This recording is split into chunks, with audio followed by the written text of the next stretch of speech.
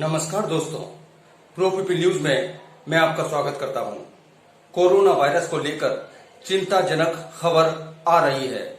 इस बीमारी से संक्रमित मरीजों में सामान्य लक्षण देखे गए हैं। साथ में काफी मरीज ऐसे भी हैं जिनकी रिपोर्ट नेगेटिव आने पर भी उनकी मौत हो रही है। हालात जटिल हो रहे हैं। आइए इनको लेकर कुछ महत्वपूर्ण जानकारियां लेते हैं। इस वक्त मेरे साथ हैं general surgeon doctor Vivek Sharma. Doctor साहब, कोविड-19 से संक्रमित 80% मरीजों में सामान्य लक्षण पाए गए हैं। ऐसे में कोरोना संक्रमित मरीज की पहचान कैसे की जा सकती है? कोविड-19 से संक्रमित मरीजों में 80% मरीजों में सामान्य लक्षण पाए जाते हैं। तो इसलिए कोरोना को बिना टेस्ट किए, बिना जांच किए पहचानना बहुत मुश्किल है। कई मरीज ऐसे हैं जिनमें किसी प्रकार के कोई लक्षण नहीं पाए जाते, लेकिन वो कोरोना पॉजिटिव होते हैं, कोविड-19 पॉजिटिव होते हैं। तो इस तरह के मरीजों को पहचानना बहुत ही मुश्किल है। और एक भी लक्षण अगर आपको कोरोना का किसी मरीज में मिलता है तो उसकी जांच कराएं, तभी आपको ये कंफर्म हो सकता है कि कोरोना से मरीज पीड़ित है या नहीं। अगर जैसे किसी को बहुत तेज बुखार आ रहा है, बहुत दिनों से बुखार नहीं उतर रहा है, किसी को खांसी जुकाम की समस्या है, किसी को खांसी बहुत दिनों तक चल रही है, किसी को सांस लेने में परेशानी है, अगर एक भी लक्षण इसमें से पाया जाता है तो उस मरीज की कोरोना की जांच अवश्य करानी चाहिए। जहां भी थोड़ा बहुत संदेह हो तो कोरोना की जांच कराकर ही हम कोरोना के मरीजों को पहचान सकते हैं। सामान्य लक्षणों में कोरोना के मरीज को पहचानना क्लिनिकली बहुत ही मुश्किल है।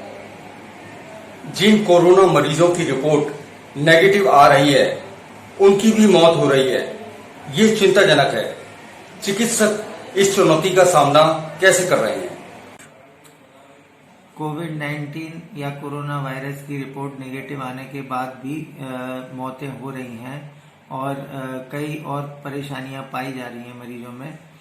एक कोरोना वायरस एक तरह का रेट्रो वायरस होता है और जितने भी रेट्रो वायरस से होने वाली बीमारियां होती हैं उनके दूरगामी कॉम्प्लिकेशंस होते हैं, दूरगामी परेशानियां मरीज को होती है। जैसे कि आपने चिकुनगुनिया में देखा होगा, महीनों तक, सालों तक मरीजों को जोड़ों में दर्द होता है। इसी प्रकार कोविड-19 का वायरस भी एक रेट्रो वायरस है और इससे होने वाले कॉम्प्लिकेशंस बहुत सारे होते हैं और ये शरीर के कई सारे सिस्टम्स को अफेक्ट करता है। ये दिमाग को असर करता है, दिमाग में भूलने की प्रक्रिया शुरू हो जाती है। कई लोग डिप्रेशन में चले जाते हैं, पोस्ट ट्रॉमेटिक स्ट्रेस सिंड्रोम हो जाता है। 6-6 महीने तक लोगों को वही परेशानी होती है, वही कोरोना की याद आती है। कई लोग डिप्रेशन में चले जाते हैं, कई लोगों को और दिमागी तौर पे परेशानी हो जाती है। हार्ट में अगर आप देखें तो हार्ट की जो मांसपेशियां हैं उसमें सूजन आ जाती है, जिसको मायोकार्डाइटिस कहते हैं।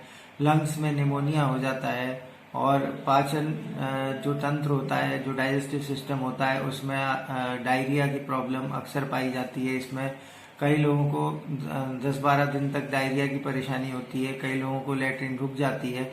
जेनाइटो यूरिनरी सिस्टम में जो मूत्र से संबंधित सिस्टम होता है उसमें कई मरीजों में पेशाब रुकने की समस्या भी पाई गई है।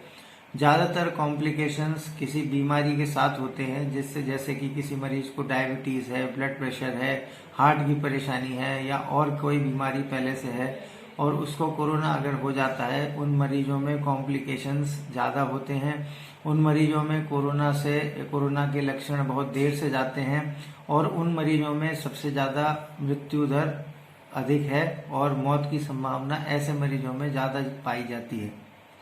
इससे लड़ने के लिए हम लोग जिस तरह से बीमारी प्रेजेंट करती है उसी की तरह इलाज करते हैं। कोरोना को पे असर करने वाली कुछ दवाइयों को लंबे समय तक चलाया जाता है, लंबे समय तक मरीज को ऑक्सीजन पर रखा जाता है। लंग्स में फाइब्रोसिस ना हो, हार्ट में फाइब्रोसिस ना हो, हार्ट और लंग की क्षमता कम ना हो, इसके लिए कई दिनों तक स्टेरॉइड, एसिटाइलसिस्टीन और कई दवाइयां जो फाइब्रोसिस को रोकती हैं उनको चलाया जाता है। इस तरह से हम मरीजों को आजकल ट्रीट कर रहे हैं और आने वाले कॉम्प्लिकेशन से भी उनको आगाह कर रहे हैं कि अगर इस तरह की कोई परेशानी होती है तो वो तुरंत डॉक्टर से संपर्क करें, देर न करें, अपने आप कोई डिसीजन न लें।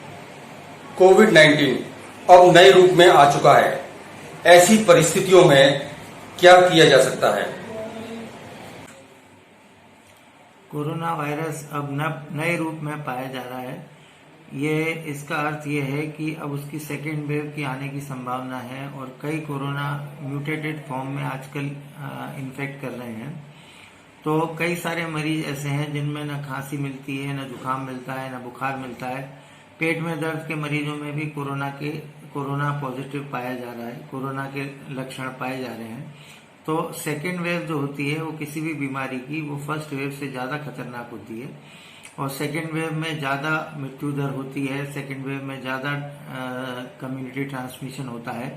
तो अभी सेकेंड वेव भारत में अभी शुरू नहीं हुई है, लेकिन शुरू होने की संभावना है। सर्दियों में ये सेकेंड वेव शुरू हो सकती है और इससे बचने के लिए हम लोगों को वही थ्योरी अपनानी होगी कि सोशल डिस्टेंसिंग रखनी होगी, मास्क पहनना होगा, जरूरत ना हो तो घर से बाहर ना निकलें, जल्दी बीमारी को डिटेक्ट करें और उसका जल्दी से जल्दी ट्रीटमेंट करें जिससे कि मरीज को होने वाला नुकसान कम से कम हो। इसीलिए जनता से ये अनुरोध है कि अगर थोड़ा सा भी लक्षण पाया जाता है, थोड़ी सी भी आपको परेशानी होती है, कमजोरी होती है, जुकाम होता है, खांसी होता है, पेट में दर्द होता है, तो इसके लिए स्व उपचार पर भरोसा न करके डॉक्टर से परामर्श लें। जो भी नजदीकी डॉक्टर हो उससे परामर्श लें और उसकी सलाह को मानें, उसके हिसाब से अपना इलाज करें। अपना इलाज स्वयं न करें जिससे कि बीमारी बढ़े ना, जल्दी से जल्दी पकड़ में आए और आपको होने वाला नुकसान कम से कम हो। कोरोना वायरस अब दूसरे चरण में पहुंच चुका है। ये सच है कि इसका असर और खौफ पहले से कम हुआ है, पर यह भी पूरी तरह से सच है कि ये वायरस अभी 2 से 3 साल तक एक्टिव बना रहेगा। इसकी वैक्सीन आने पर इससे होने वाली मौतों पर काबू तो पाया जा सकेगा, लेकिन इसे खत्म करना आसान नहीं है।